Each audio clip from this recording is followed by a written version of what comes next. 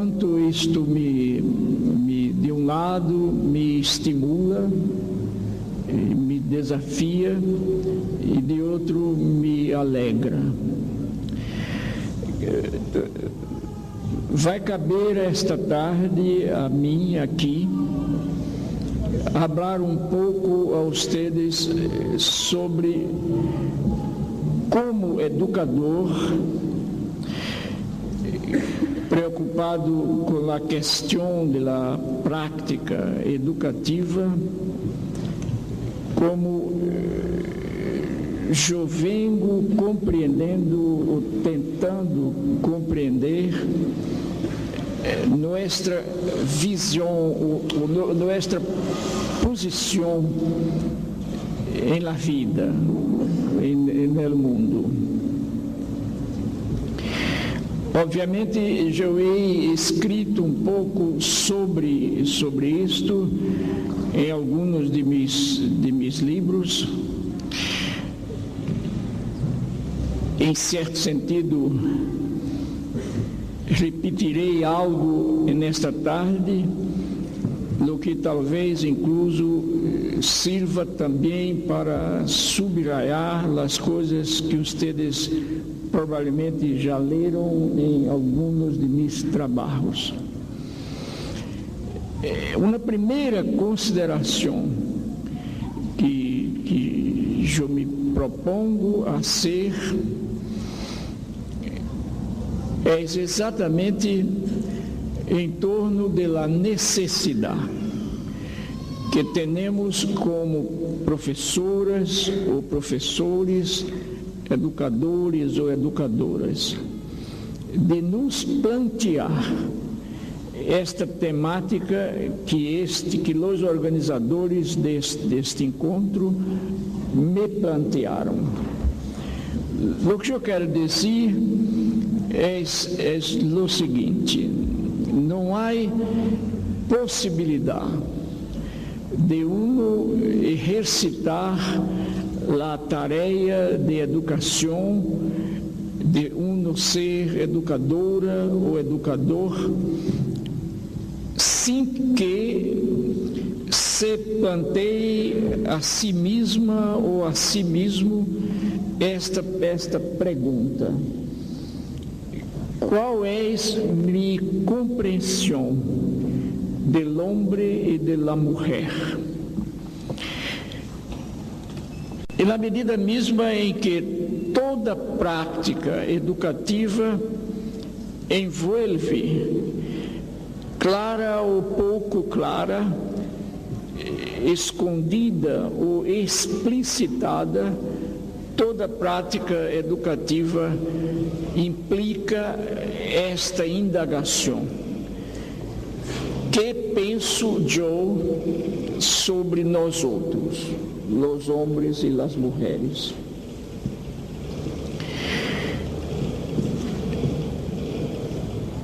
Há tempo, na pedagogia do oprimido, eu coloquei e analisei o que me parecia ser a vocação humana, que eu chamava de vocação para el ser mais. E me acordo de que neste livro eu discuti minha compreensão do homem e da mulher como seres históricos que se hacen e se rehacen em la história, socialmente. A experiência social, em última análise, é a experiência que nos hace, que nos constitui como estamos sendo. E me acordo de que falava de um ponto que me gostaria volver agora, e que é exatamente o seguinte: os homens e as mulheres somos, enquanto seres históricos, somos seres interminados, seres incompletos, seres inacabados ou inconclusos. Pero la inconclusión del ser não é algo simplesmente pertenecente ao homem e à mulher.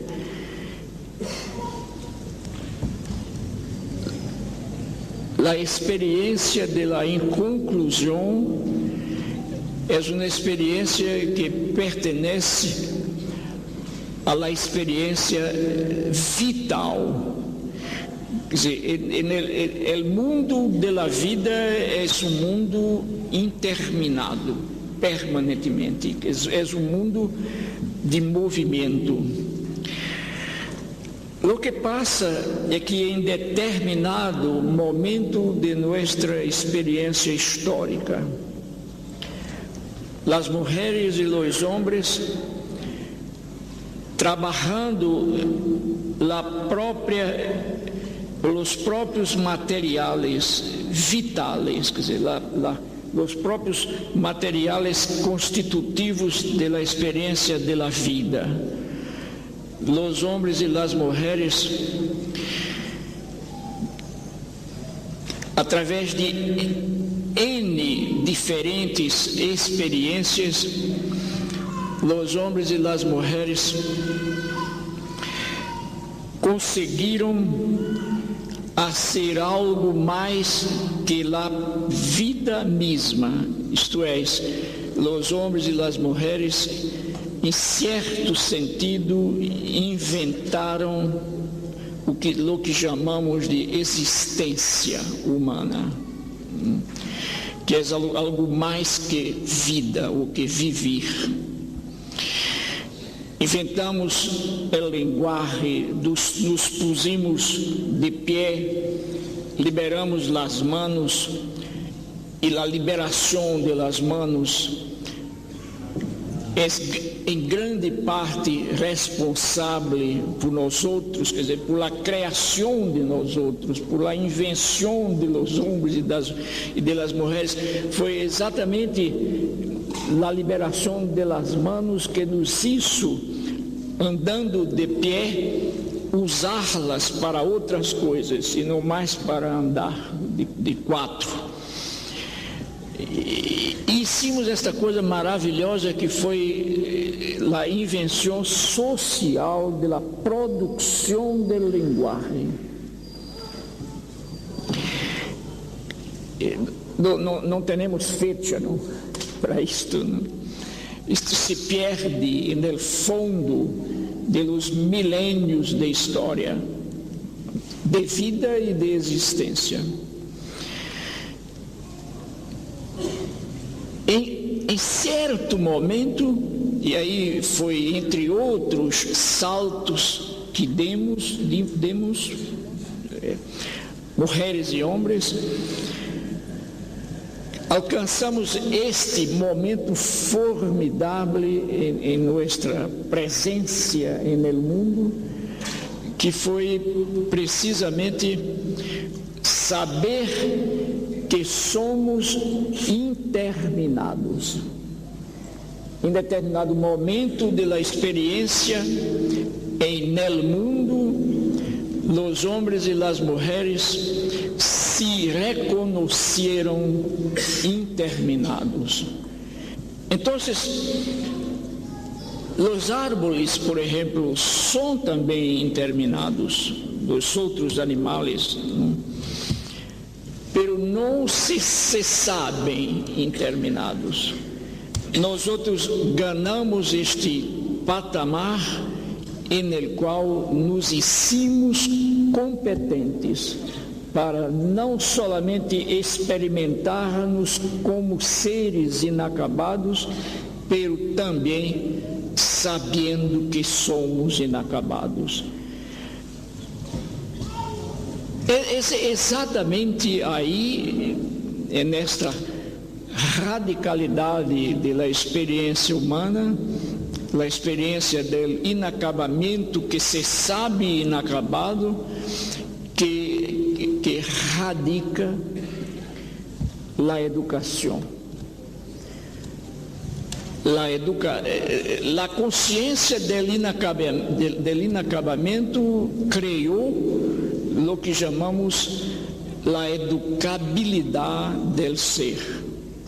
Por esta razão, por exemplo, é que decimos de los árboles que são cultivados, de los outros animais que são ou podem ser adestrados, treinados, e de nós outros que podemos nos educar. A educação se hace então como uma especificidade de homens e mulheres. É uma experiência especificamente humana. Pero sigamos um pouco com relação a esta experiência de inacabamento autoconsciente. O que isto vino provocando em nossa experiência no mundo?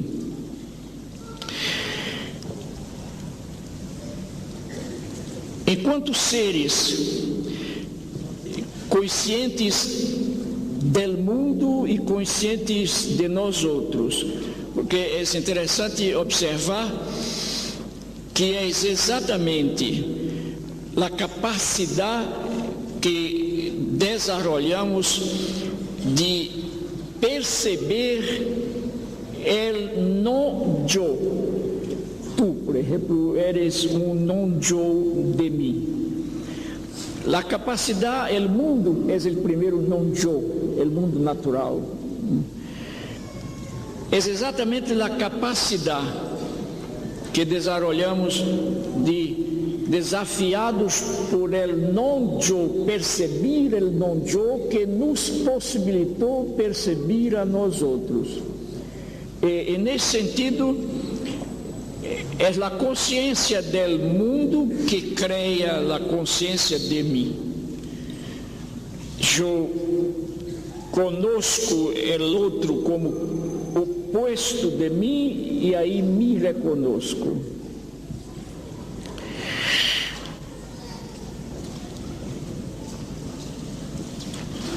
As relações que empezamos a estabelecer entre nós outros e a realidade objetiva, e nós outros e los outros e na mesma realidade.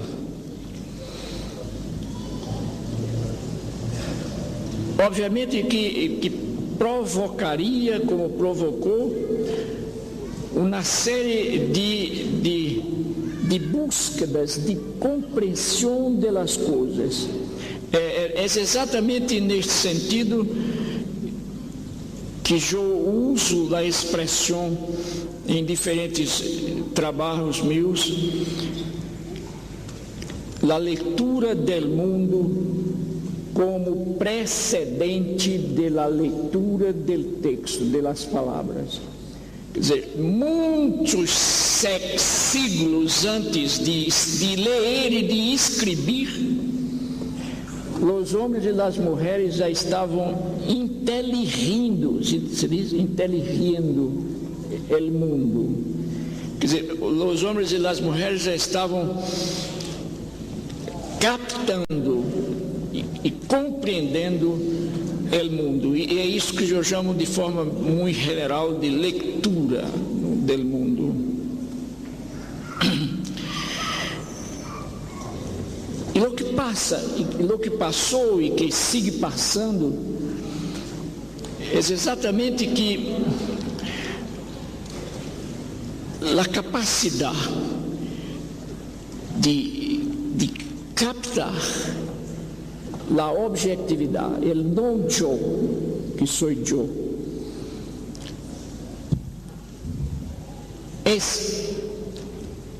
Ao mesmo tempo é efeito e causa de uma qualidade que inventamos também e que é característica da experiência general da vida, que é a capacidade que chamamos de curiosidade.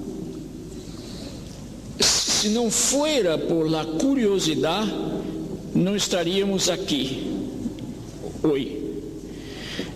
A curiosidade é exatamente o motor, a meu juízo, é dos motores fundamentais do conhecimento.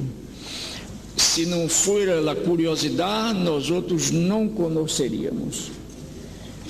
A curiosidade nos empurra, nos motiva, nos leva à possibilidade de desvelar através da ação, porque curiosidade e ação também se dão as mãos. E há diferentes momentos ou níveis de curiosidade que eu falarei um pouco. Pero o que eu estava procurando dizer é exatamente que em determinado momento o homem e a mulher, incluso por sua própria curiosidade em processo, em desenvolvimento, se reconheceram inacabados. E algumas das conclusões, das consequências, digo, não do inacabamento em si, pero do inacabamento que se sabe inacabamento. A primeira consequência de isto é que seria difícil de entender que um ser que se sepa, ou que se saiba, não, se sepa, inacabado, não se insira, não se inserte em um permanente processo de búsqueda. Vejamos, eu sou inacabado, o árbol também lo é, pero mais que o árbol, eu sei que sou inacabado. Então seria uma contradição que é possível, incluso, ser vivida. E temos exemplos fantásticos de rehúsa à la búsqueda. Pero, como consequência quase inevitável de saber que sou inacabado, eu me inserto em um movimento constante de búsqueda. E eu hice questão de dizer de búsqueda de forma vaga e não de dizer, por exemplo, de búsqueda de isto, de búsqueda de aquilo.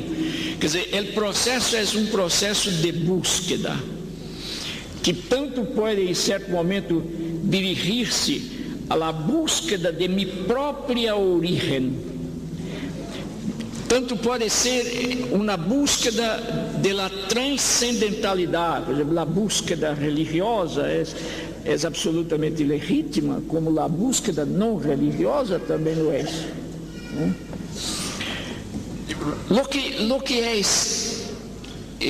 Lo que contraria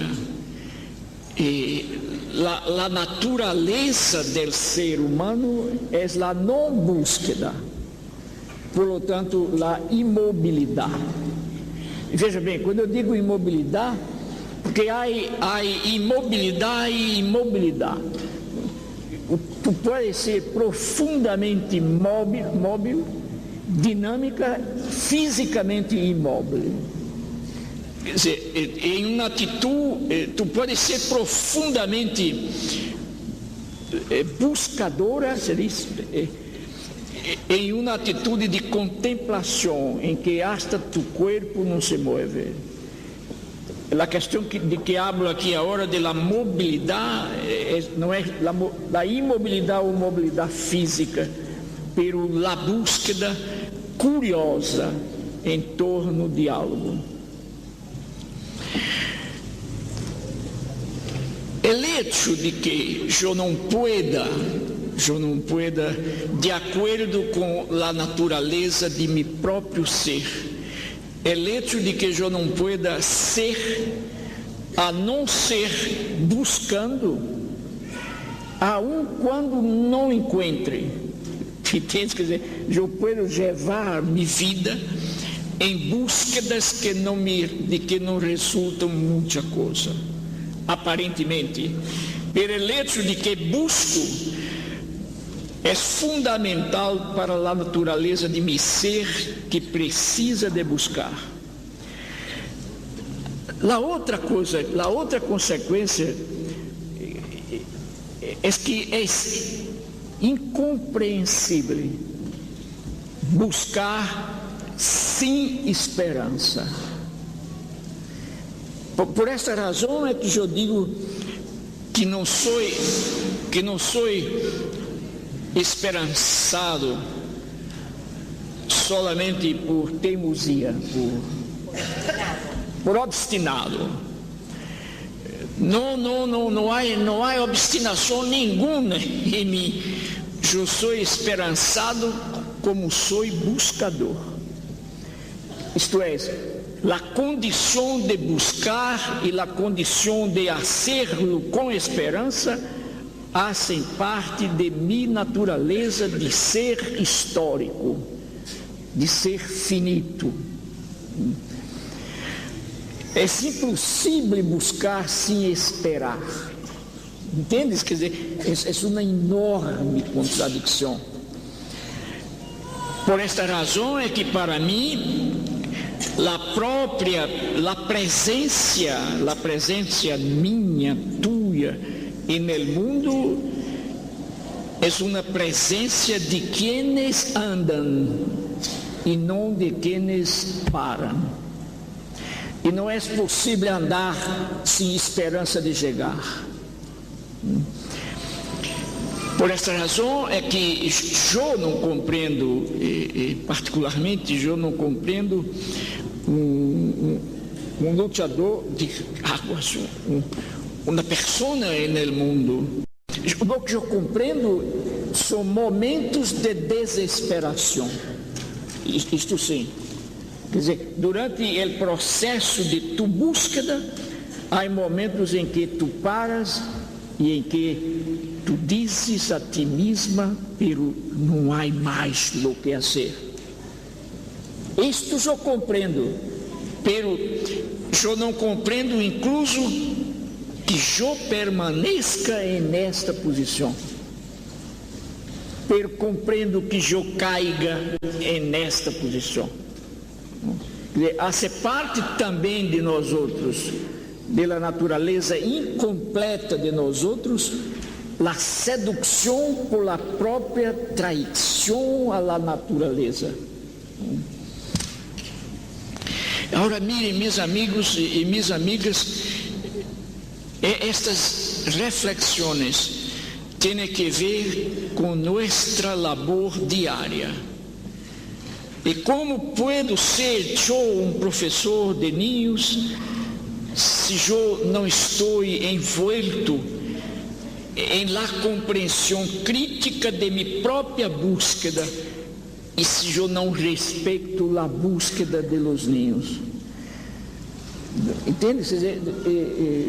Eu creio que estas 4 palavras que eu disse aqui, que são alguns minutos, poderiam plantear a nós outros uma série de problemas da cotidianeidade da atividade docente e discente. Pero sigamos um pouco.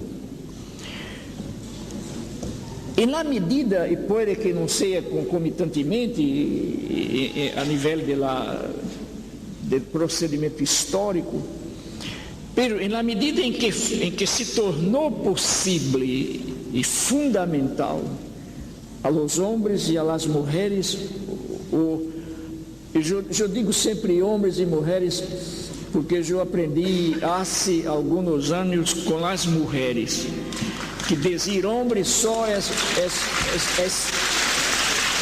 imoral.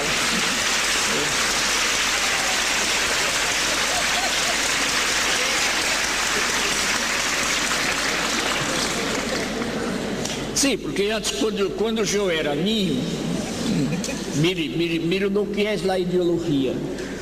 Quando eu era ninho, aprendi na escola, com professoras, que quando se disse homem, se inclui mulher.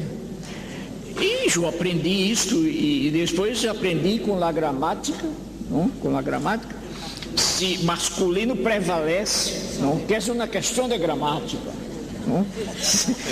E se tu tienes por exemplo, aqui, se todas as pessoas aqui foram mulheres, pero aparecera homem que eu diria todos ustedes, e não todas ustedes. Então, a presença de solo homem determina a gramática. Mira que isso não é gramática, isto é ideologia. É ideologia.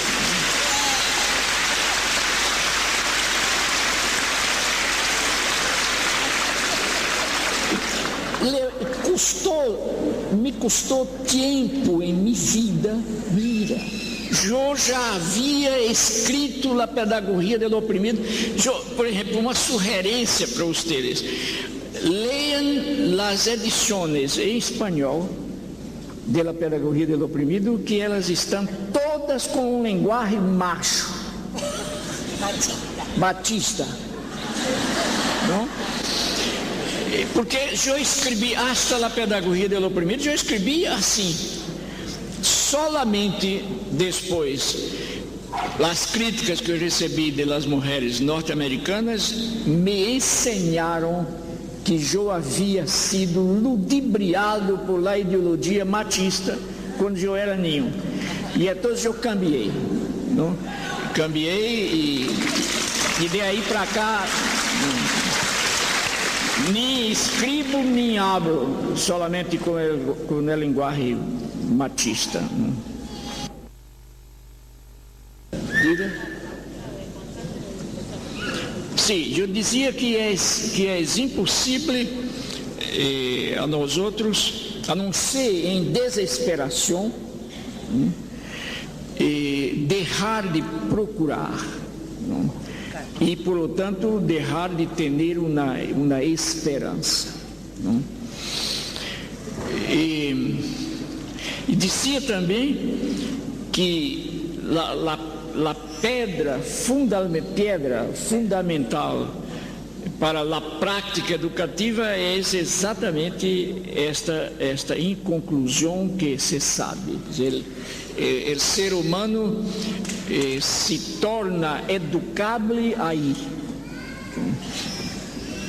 Seria também uma contradição se este movimento permanente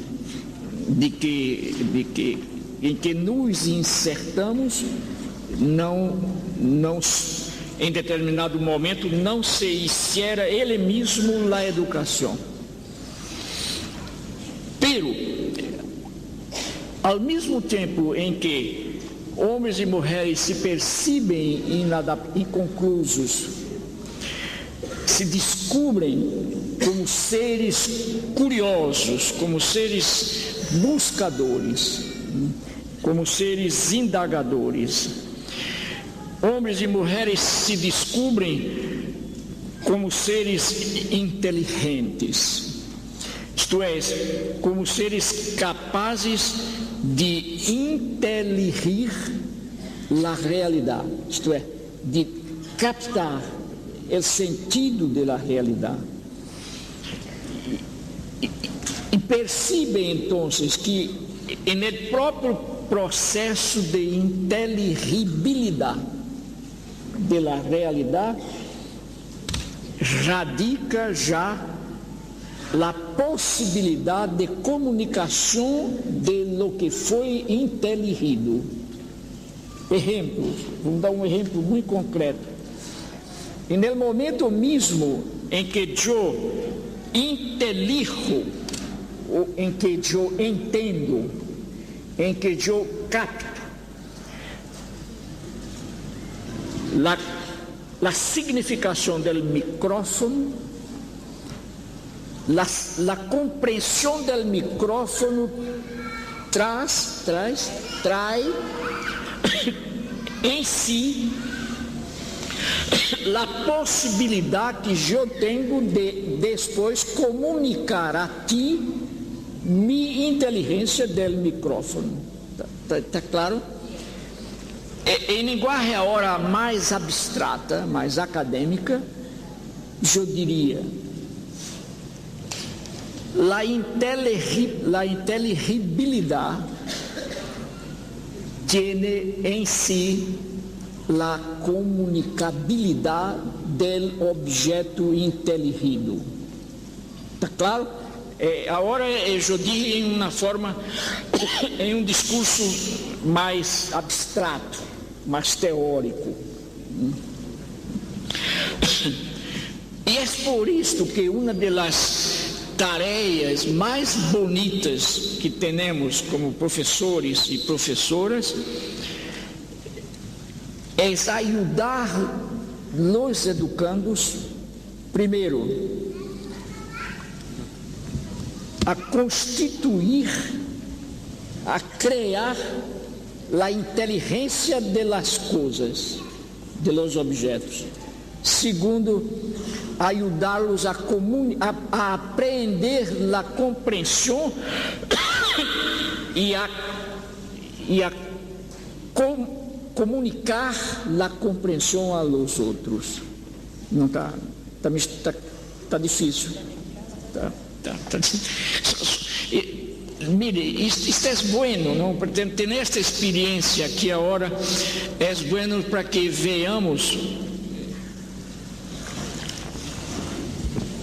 de um lado exatamente de que eu estou falando. Quer dizer, eu estou tentando agora aqui comunicar a vocês a inteligência que eu tenho do processo de comunicar e do processo de inteligir o objeto.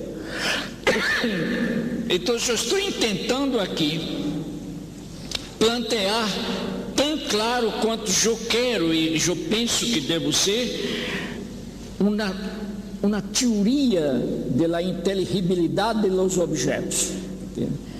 É boa a experiência, é boa para ver como não é fácil ser professor e como é demandante, como é exigente, não? O professor e a professora não têm o direito de chegar a sua classe a ser um discurso incompreensível em nome da teoria acadêmica, não?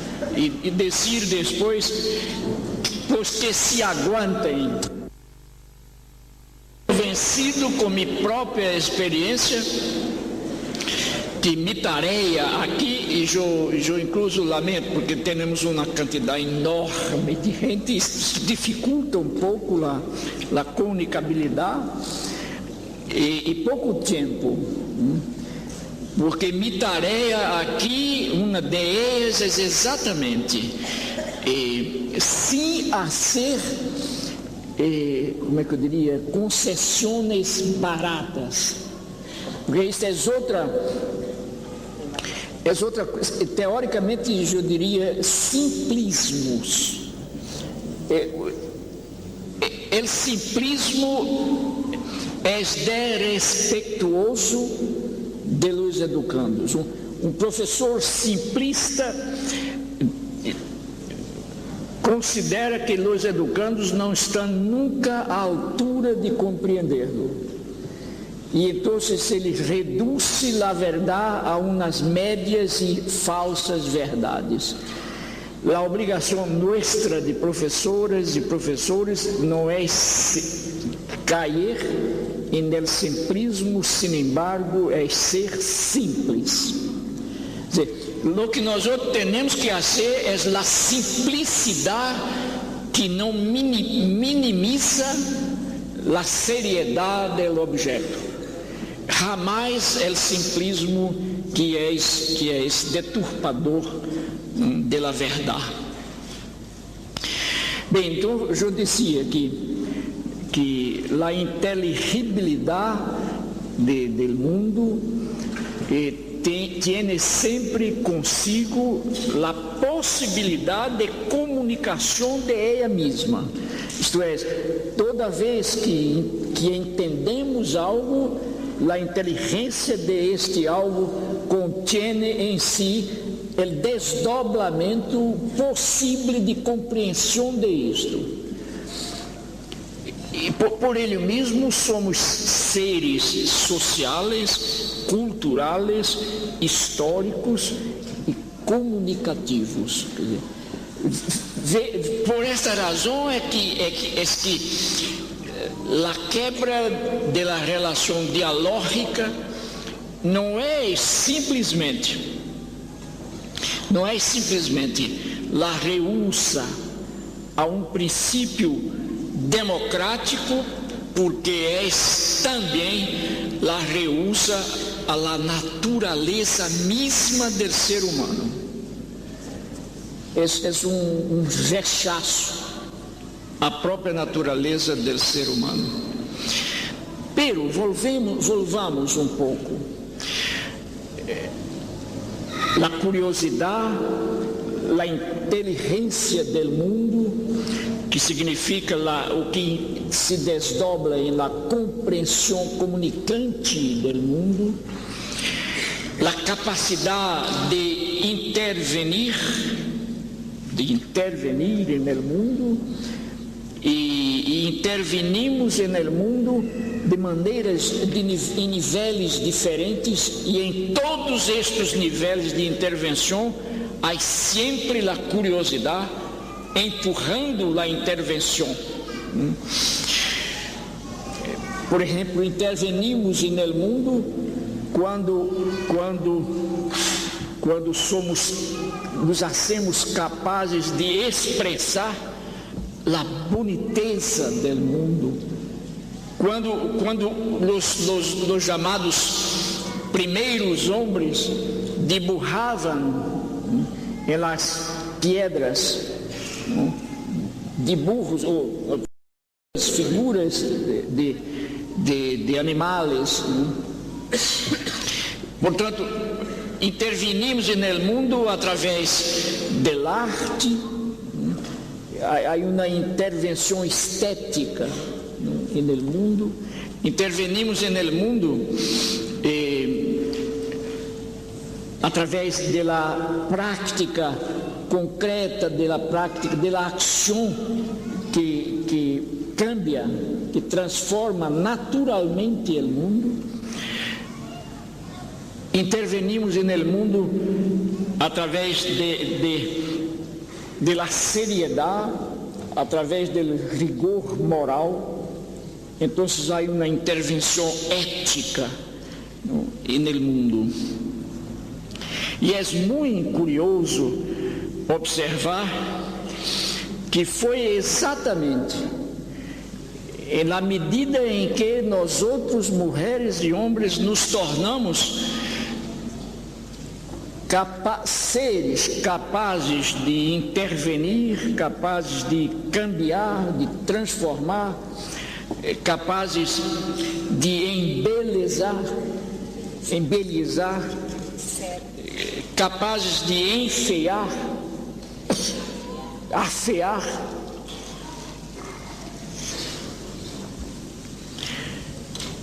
Exatamente porque nos hicimos capazes de isto, nos tornamos também seres éticos. Imaginem ustedes que hasta hoy en la historia jamás se supo que um grupo de leões africanos, por exemplo, rugara bombas mortíferas, arrojara bombas mortíferas em cidades de leões asiáticos.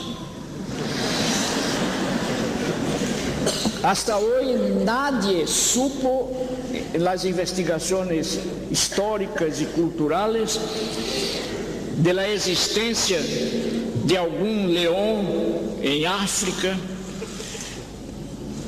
que matara covardemente 4 jóvenes leones de uma família leonina e que a la noite cinicamente fuera visitar a família que chorava os 4 jovens muertos para levar suas condolências. Nada, não há registro de este leão. Somos nós outros que hacemos isto. Somos nós outros que matamos, que assassinamos homens como este formidável homem que foi reitor tuyo, Maurício Lopes, que eu conheci e a cuja ausência eu presto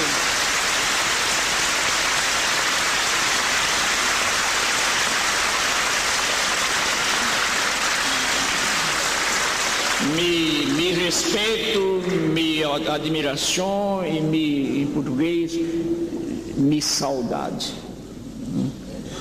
minha nostalgia. Não foram elefantes que sumiram com ele, que desapareceram com ele. Foram homens argentinos que fizeram isto, com provavelmente alguma presença gringa. Mas o que eu estou querendo dizer com isto, e esta questão que eu estou dizendo agora, que é muito óbvia, a mim não me hace triste porque sou homem, pero o que eu queria dizer, a obviedade que eu quero dizer, é que solamente os seres que alcançaram a possibilidade de eticizar-se se tornaram capazes de traicionar a ética. ¿Qué passou isso?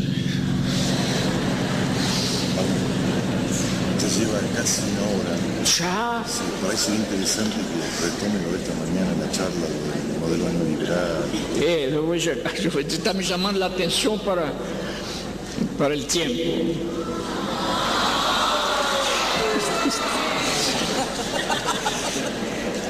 Bem, isso me parece que é uma coisa fundamental para nós outros, educadoras e educadores, saber. Que é uma coisa óbvia. A transgressão ética solo é hecha por quienes são éticos. A tarefa fundamental nossa de educadoras e de educadores é viver a ética diariamente com os ninhos, com os jovens. Muito mais que uma classe de biologia, se eu sou um professor de biologia, muito mais que uma simples classe de biologia, é o testemunho com o qual eu dou a classe. Isto é, eu necessito de testemunhar a los jovens, mientras eu hablo del fenômeno vital, por exemplo, eu preciso testemunhar mi lealtà alla serietà, mi lealtà alla vida.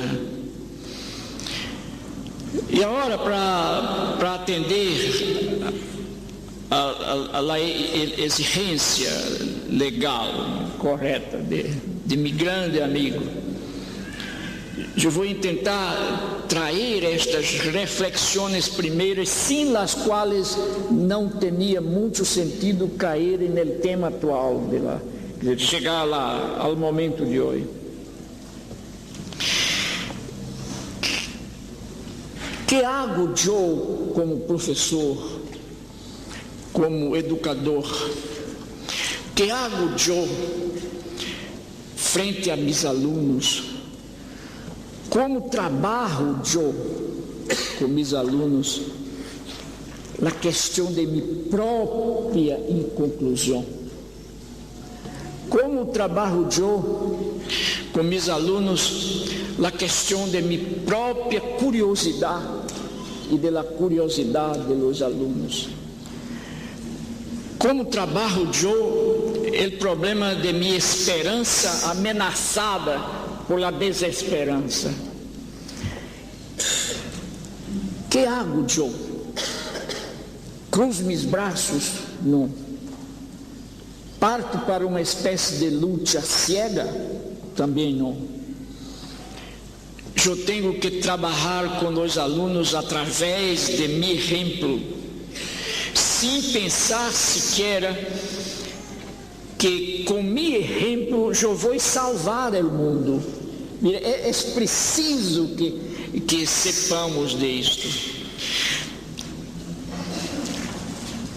E eu lhes pido agora um pouquinho de perdão por dar um exemplo comigo mesmo, um exemplo de minha vida personal. Vocês não imaginam que mal tremendo eu haria a mim mesmo e a vocês e a miles de outras pessoas que estão no mundo e que hariam a mesma coisa que vocês disseram, sabendo que eu cheguei e que vendriam também. Que mal enorme eu haria a nós outros se eu pensara que eu traje ou que eu cheguei ao mundo com uma tarefa especial, a tarefa de salvar vocês. Seria um desastre de salvar o mundo. Não, eu não sou, eu sou um homem sencillo, um homem comum, igual a toda a gente que aqui está. Eu tenho, sin embargo, como todos que estamos aqui e todas que estamos aqui, como educadores, eu tenho uma tarefa a cumprir.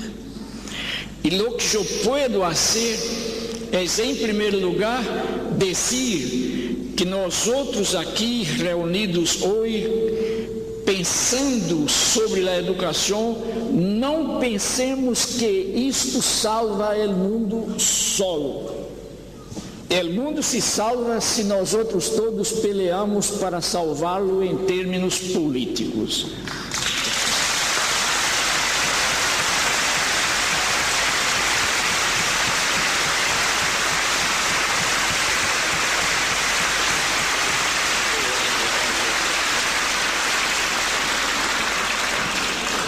Pero volvamos à questão que, por exemplo, que mais, ou uma das coisas que estão no aire em Argentina, em Brasil, em América Latina toda, em Europa, em América do Norte, em Ásia, em África, e no mundo atual. Uma das coisas, a meu juízo, que nos ameaçam é exatamente uma certa ideologia imobilizadora de homens e mulheres, uma certa ideologia fatalista, segundo a qual não temos mais nada que fazer, porque a realidade é assim mesmo. Não sei se vocês estão escutando muito isto aqui em São Luís. Pero em Brasil, por exemplo, eu estou cansado de ouvir e de pelear contra frases como esta: é horrível que haja em Brasil 30 milhões de mulheres e de homens e de ninhos morrendo de hambre, pero que fazer? A realidade é esta. Estou cansado de escutar que o desemprego que avassala o mundo é uma fatalidade do fim deste século. E nem o hambre de los miseráveis de Brasil, nem o desemprego no mundo são fatalidades. E eu me pergunto em um livro que eu estou escrevendo agora, e por que a reforma agrária em Brasil não é uma fatalidade?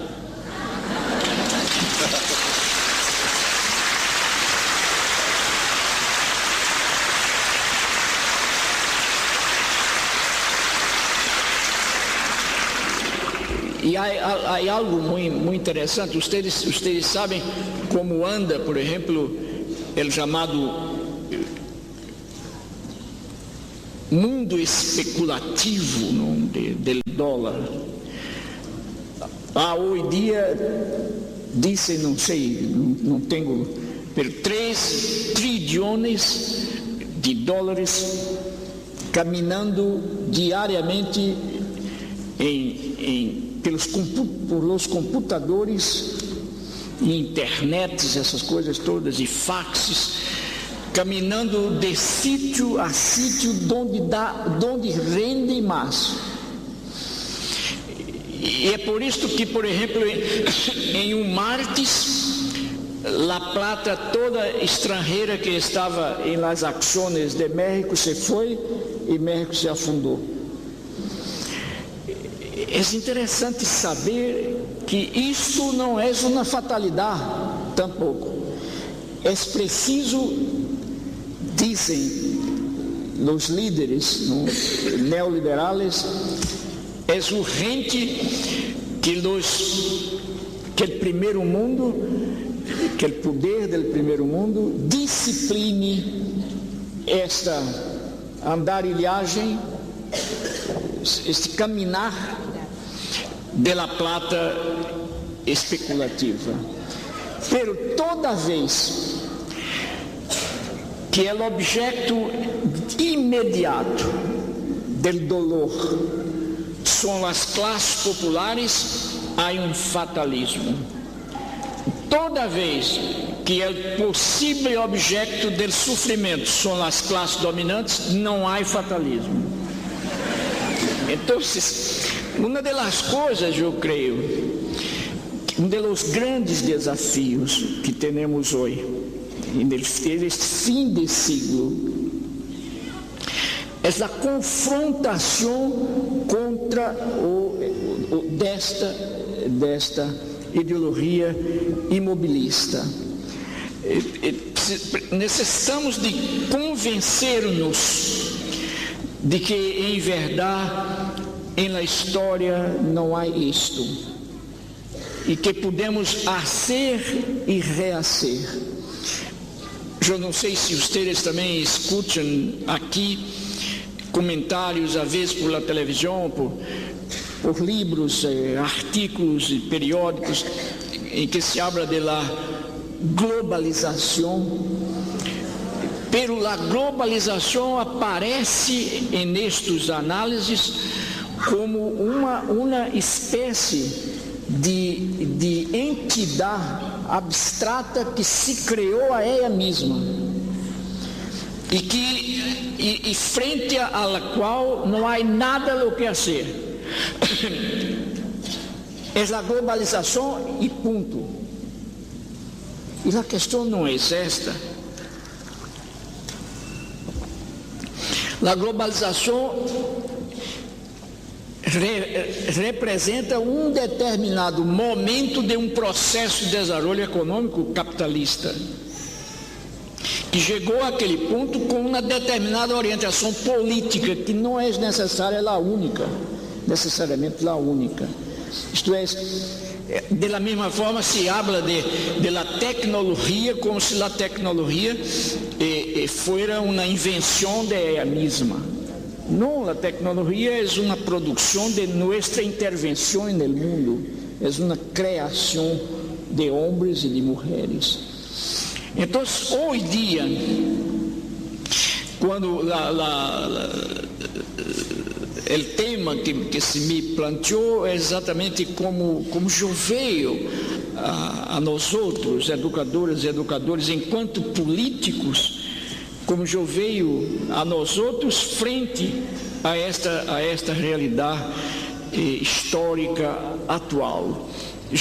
Eu insisto agora, a partir das reflexões primeiras que eu hice em torno de nós outros como seres finitos, conscientes da finitude, como seres curiosos, como seres capazes de intervenir na realidade, como seres hacedores da história e hechos por a história ao hacer a história. Uma das tarefas fundamentais hoje para mim, aqui como em Brasil como em Nova York, como em Chicago, como em Berlim, com mudanças solamente de traje, não? Uma das coisas fundamentais é uma pedagogia crítica, a questão de dizer que Paulo Freire já foi, cientificamente não tem sentido, porque nadie foi, toda a gente está sendo, e eu nunca estive tão vivo quanto hoje, apesar da idade.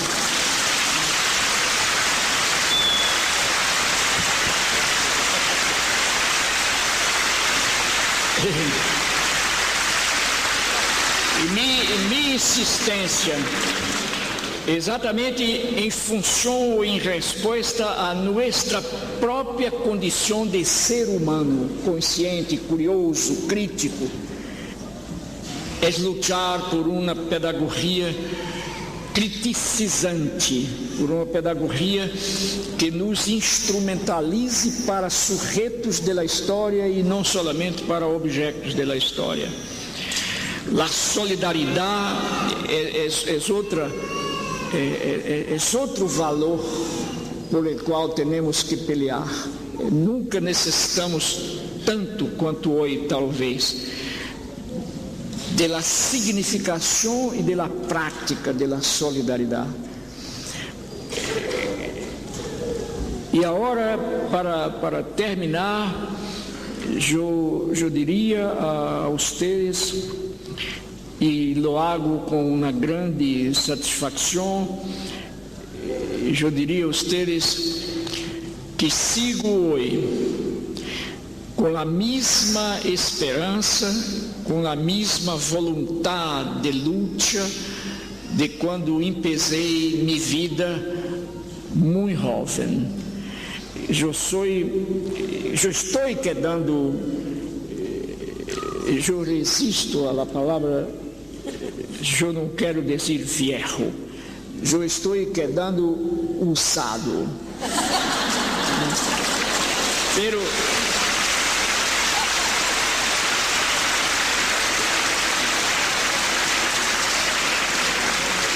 Pero lleno de esperança e de força para a luta. Muitas graças.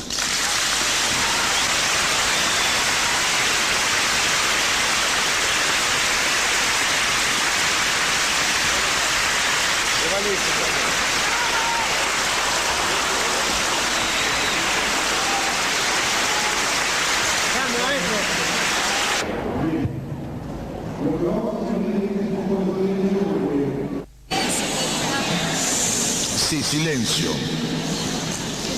¿Cómo motivar a los alumnos para el aprendizaje.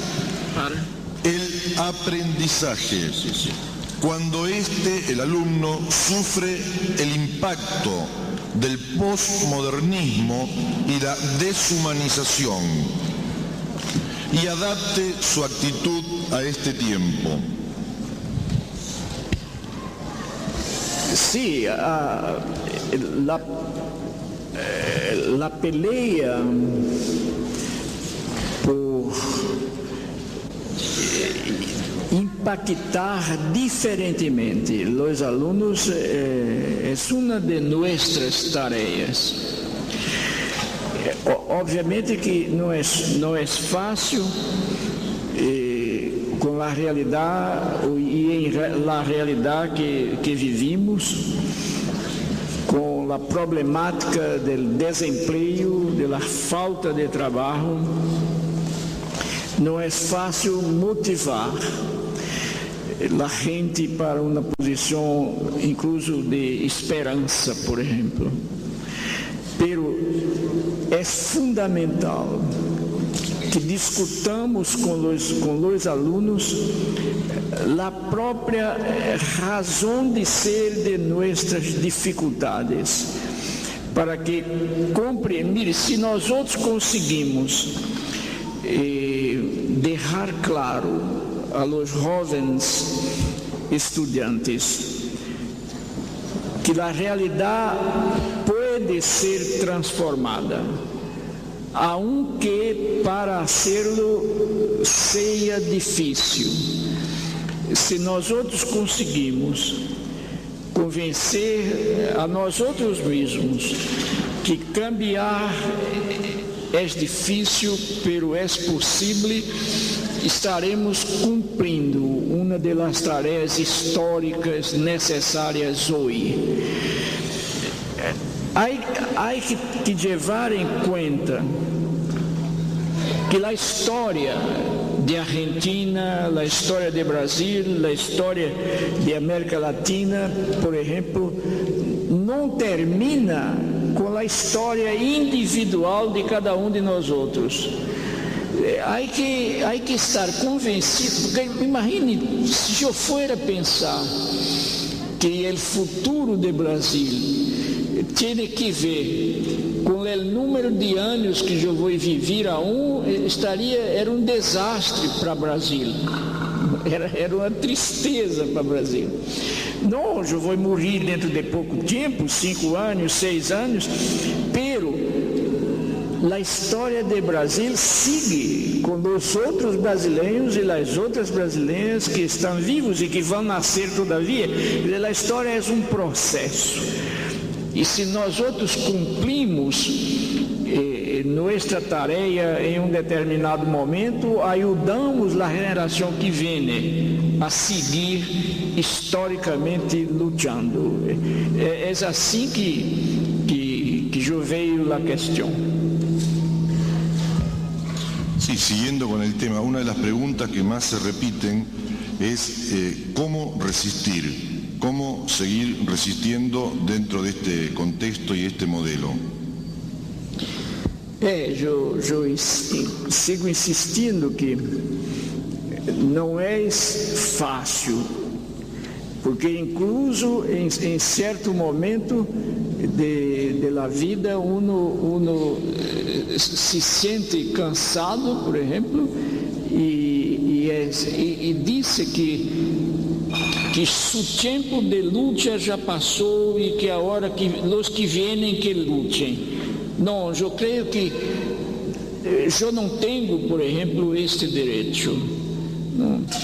Eu tenho o direito de descansar, de repousar durante o dia. Pero não tenho o direito de desistir da luta porque estou com 75 anos. Sou muito jovem todavia para isto. Quer dizer,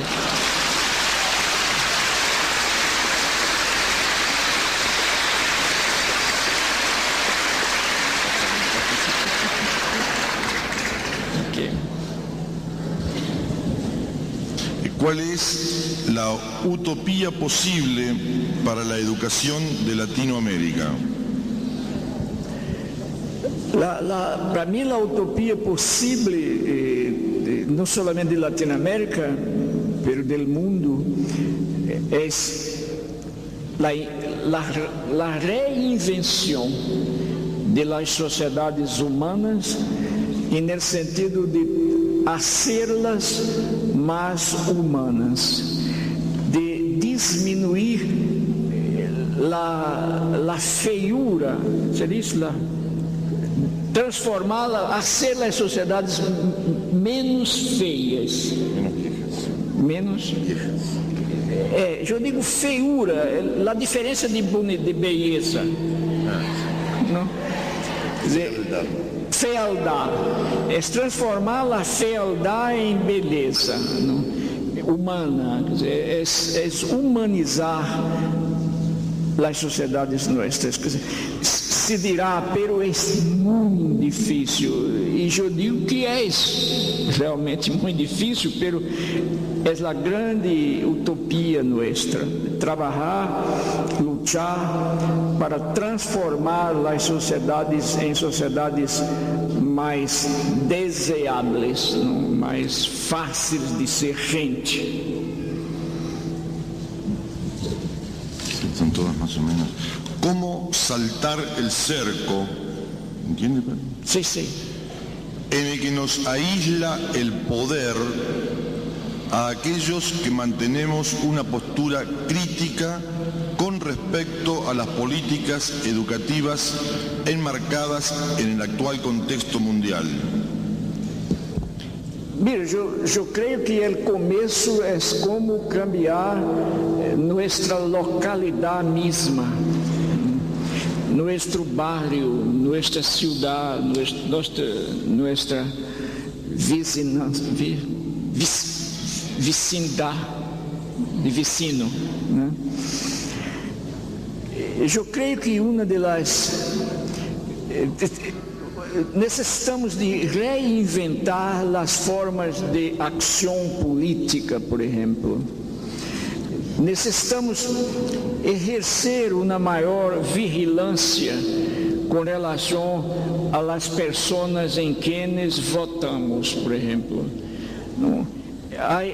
Eu creio que é preciso, é urgente que sigamos, que acompanhemos as pessoas em quienes votamos durante os 4 anos em que estão na Câmara de Deputados, no Senado, o que estão fazendo.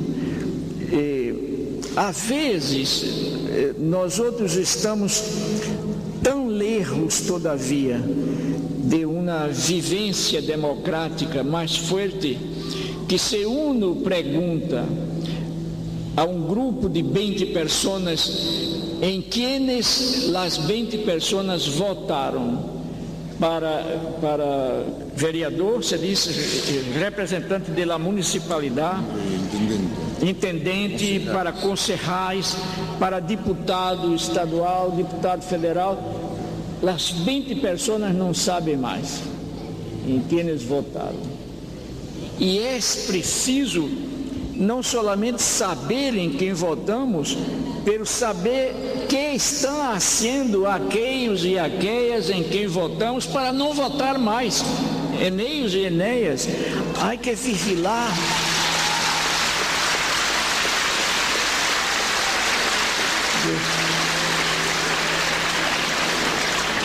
Uma das coisas, por exemplo, que talvez um grupo de jovens, de gente madura, de universidade ou não, poderia ser durante uma campanha política, por exemplo, era apanhar os diferentes partidos e diferentes candidatos e depois os eleitos de los diferentes partidos, e a ser uma espécie assim de índice de promessas hechas durante a campanha eleitoral e depois seguir, acompanhar os partidos com relação a lo que disseram antes das eleições e a lo que estão fazendo depois de elegidos. De maneira geral, há discurso durante a fase eleitoral que não tem nada a ver com a prática da pessoa que se elige. Quando está em campanha, há discurso progressista, discurso aberto, a educação é sempre vista como uma prioridade. Depois que se elige, há uma contradição tremenda entre a prática do elegido com relação ao discurso do candidato.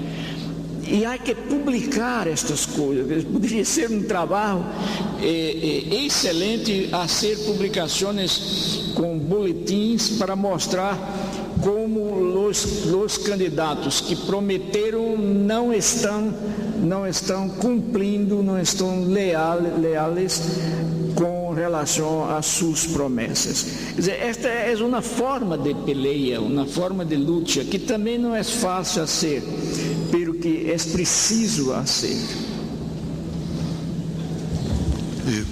Muchos de los compañeros que han venido, Paulo, están sufriendo la desesperanza, el cansancio de ser atacados por los gobiernos, por los sistemas, por las autoridades, por la gente. Este mensaje del modelo neoconservador de que se murió la historia, se acabaron las ideologías, se murieron las clases sociales. ¿Qué reflexión podría hacernos al respecto? Eu creio que a primeira coisa que temos que fazer é rechaçar estes discursos como discursos puramente ideológicos e de uma ideologia reaccionária. A história não se acabou, a história sigue viva. As classes sociais também não se acabaram, as classes sociais estão aí em la calle, a explotação não terminou, nem tampouco as coisas são e os hechos são irreversíveis. Temos que nos convencer de que está sendo um pouco difícil, pero com toda a probabilidade de se poder pelear. Hoje dia, na entrevista, eu citei uma reunião que foi feita em Berlim há um mês e pouco, provocada e estimulada por o liderazgo de Chiapa, em México, juntando científicos europeus de uma dura e severa crítica exatamente ao discurso e à prática econômica neoliberal. Uma análise muito séria, e agora sigue em México este seminário, este encontro de análise científico, político, crítico ao discurso neoliberal. Quer dizer, eu creio que encontros como este, que se realizou em Berlim e que sigue agora, nestes dias, em México, são testemunhos de que é possível, e mais que possível, é preciso pelear.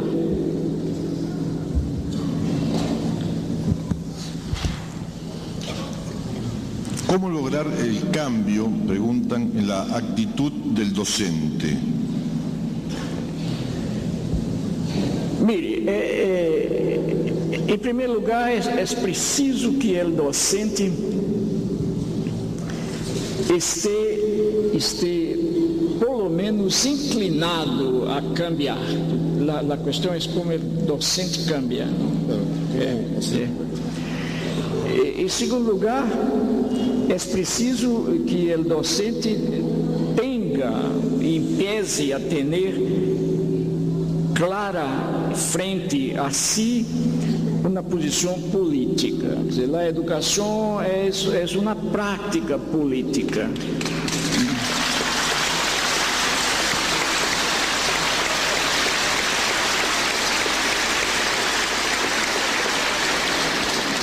É preciso que o docente, como qualquer pessoa, qualquer cidadão ou cidadã, haga sua eleição, sua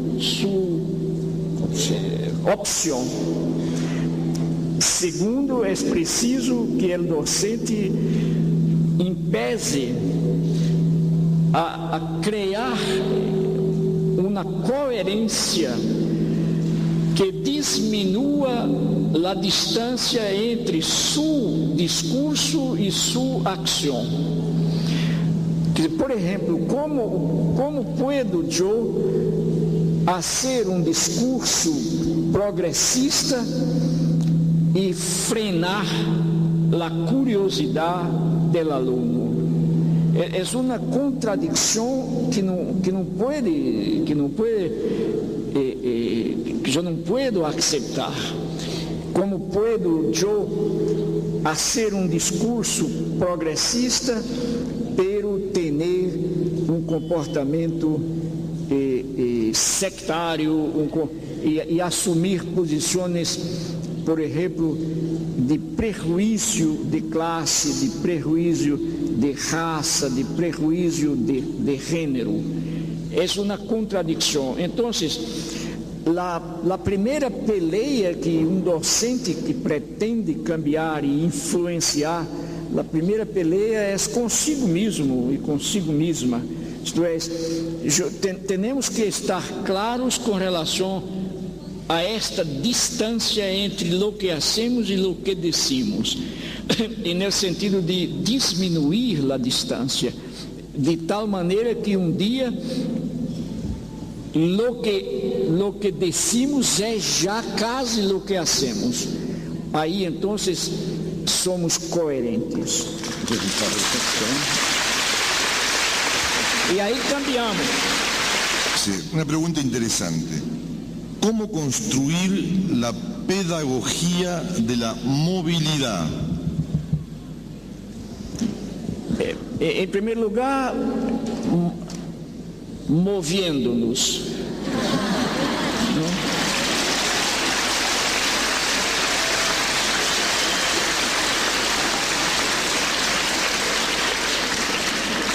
Por exemplo, eu não puedo falar a los alunos de uma pedagogia de la voz, de la palavra, se eu silencio os alunos. Quer dizer, está certo? Silêncio os alunos. Quer dizer, eu hablo de la pedagogia de la voz e o aluno põe a mão e me faz uma pergunta difícil, por exemplo, uma pergunta que me cria dificuldade para responder, e eu lhe digo: tu sabes com quem estás falando? E com isto eu hago silenciado o aluno. Então, isso não é possível, não é possível. Então, não é possível trabalhar por uma pedagogia do movimento em parado. Não? Quer dizer, eu tenho primeiro que andar. E andar significa, neste caso, este é um símbolo, andar é a um sentado estar aberto ao câmbio, estar aberto à diferença. Vocês não imaginam como eu aprendo com os diferentes. Às vezes não aprendemos com os iguais, mas com os diferentes, sim. Hasta às vezes aprendemos com os antagônicos, que há uma diferença entre ser diferente e ser diferente antagônico. Pero hasta os antagônicos às vezes ensinam a nós outros. Quer dizer, uma pedagogia do movimento é uma pedagogia da abertura ao outro, la diferença, a uma compreensão de lo que não é igual. E para ser esta pedagogia, há que testemunhar. E às vezes não é fácil, não? O testemunho.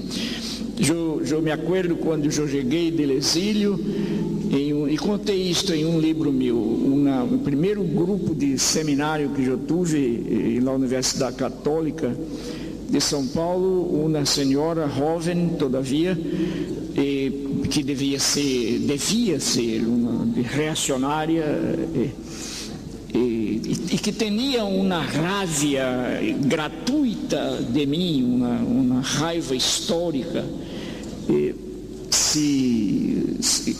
Durante a classe, primeiro dia de classe, e que eu falei de la possibilidade de uma apertura, não?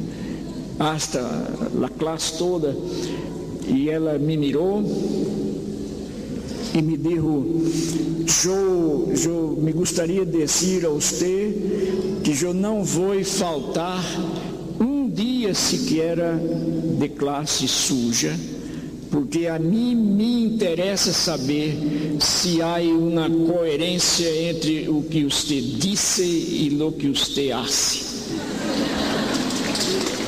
Me dijo isto, não? E eu lhe disse, muito bem, muitas graças, eu estou contente que você venga e será sempre bem recebida. E eu tenho certeza que quando terminarmos o semestre, você vai descobrir, com provas concretas, que o que eu digo é igual a lo que eu hago. E ela nunca faltou, nunca. E terminado o semestre, nunca tivemos uma relação maior. Pero terminado o semestre, e ela teve a nota maior, porque era uma mulher séria, estudiosa e inteligente, pero reacionária, não? E era um direito que tinha de ser reacionária, não? Como o direito que eu tenho de não ser reacionário. Terminamos lá o semestre e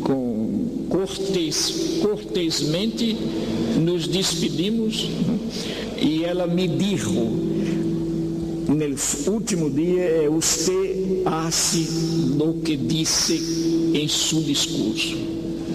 E isto foi para mim formidável, foi o melhor regalo que eu poderia ter. O maior seria se ela chegar a mim e disser: me converti. Sou agora uma mulher progressista. Seria o maior, mas foi muito bueno também. Não é fácil, não é fácil a tentação que uno tem, não? De rechazar o que pensa contrário, não? Pero há que ganhar esta pelea. Uma não pode ser um educador democrático se não hace este exercício. O exercício de entender e respeitar as opções diferentes de las nuestras. Senão, não.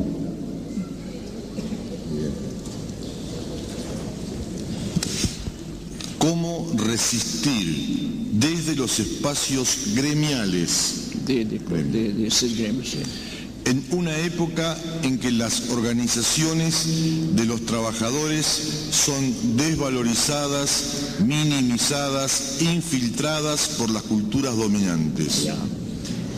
Esta é outra questão muito séria, não?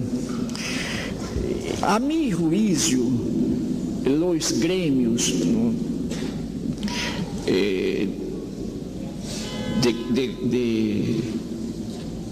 de professores, de obreiros, de fábrica, não importa. Os grêmios deveriam, e eu sei que estão, seus liderazgos, estudando, pero com muita seriedade, cientificamente o tempo atual. Por exemplo, vocês já devem haver percebido como as huelgas estão, como se diz, enfraquecidas, desvalorizadas, quer dizer, como estão perdendo eficácia. O hecho de que as huelgas perdam eficácia não significa, primeiro, que as huelgas que a luta deva desaparecer. De maneira nenhuma. La luta, miren, a luta é histórica. A maneira como a luta se dá é também histórica. É tempo espacial. A maneira como lutamos em Buenos Aires, por exemplo, ou aqui, não é necessariamente a mesma maneira como os obreiros lutarão em Paris, por exemplo. Para mim, o fundamental que nós outros, educadores, os obreiros, etc., o fundamental que devemos saber é que a luta nossa não se acabou, não se acaba, que sendo histórica ela cambia de maneira de apresentar-se e de ser-se, e por isso tem que ser reinventada em função das circunstâncias históricas e sociais. Então, se a huelga de professores não resulta bem em determinada sociedade, cabe a los educadores discutir cientificamente qual é a maneira, a hora mais eficaz para pelear. A questão não é desistir de pelear, pero é cambiar a forma de pelear. Isto tem que ser hecho. Com esta chamada globalização, onde a economia, por exemplo, uma multinacional em Chicago que tem uma fábrica operando em Ásia e outra em São Paulo. E lá de São Paulo ameaça com huelgas e com computador. Em Chicago se sabe, por exemplo, em 10 minutos, que é possível transferir a produção de São Paulo para a Ásia, para uma região qualquer de Ásia, e que é mais barata, incluso a produção, e com isto se cierra a fábrica de São Paulo e se acaba a huelga de São Paulo. Se acaba a huelga. Então, a questão, eu digo, não é parar de pelear. Isto é o discurso fatalista neoliberal, incutindo em los obreiros e em nós outros a impossibilidade da peleia. Para mim, não. Nosso discurso progressista é simplesmente um discurso que diz: a peleia é histórica, as formas de pelear históricas também cambiam, há que reinventar a forma de pelear, pero jamais parar de pelear.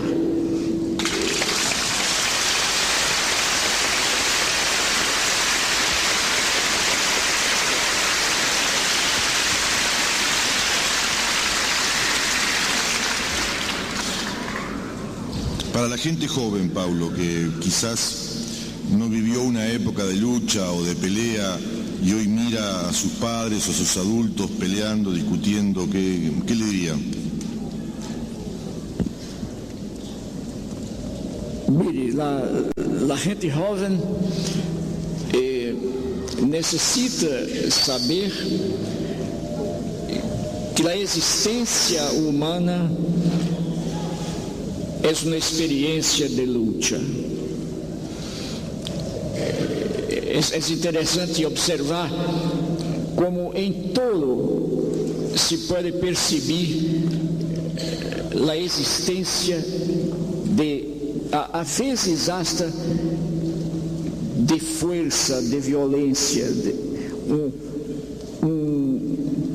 Um artista, por exemplo, um escultor esculpe uma linda figura artística em uma pedra e ao hacerlo ele rompe o equilíbrio da natureza del ser de la piedra.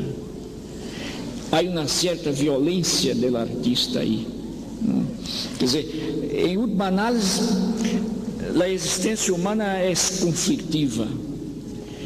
Para mim, a questão nossa é como fazer cada vez mais a existência humana uma experiência gentificada, quer dizer, uma experiência de gente, de pessoas, de homens, de mulheres. E isto não se hace sem peleia, e sem esperança, e sem tenacidade e força, e sonho.